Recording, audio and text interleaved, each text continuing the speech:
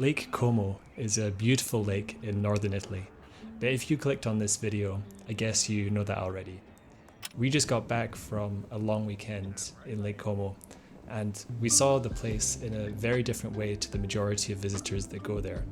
So I wanted to share a couple of counterintuitive tips which might help you to make the most out of your trip there.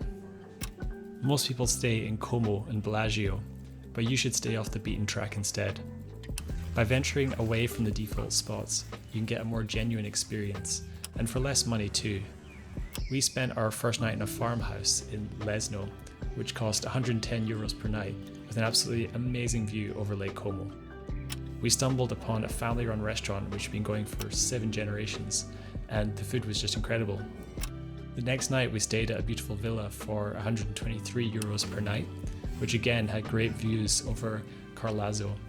Of course, passing through the most famous spots is a must-do, but definitely stay somewhere a little bit off the beaten track if you can. Renting a car is the easiest way to get around, but you should arrive in Como by train and take the ferry instead.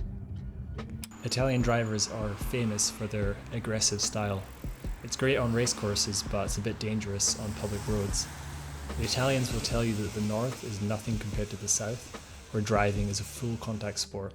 But as a visitor, it's just way less stressful if you skip the driving. The roads are narrow, the parking is difficult, and if you're not comfortable with manual transmission, like stick shift, then those hill starts might just eat your clutch. Besides, the ferries are regular, cheap, and they give you an amazing view of the lake.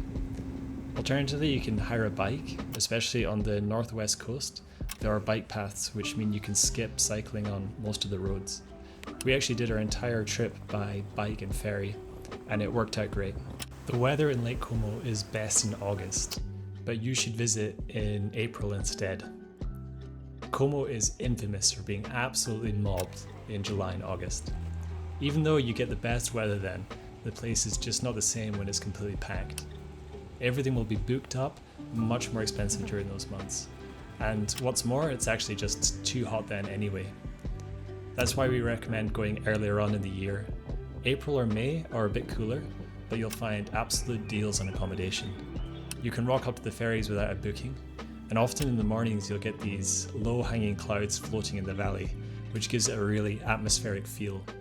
And since it's not full summer yet, the trees and surrounding landscape are really lush. It's like really green, and you see these wildflowers just popping up everywhere.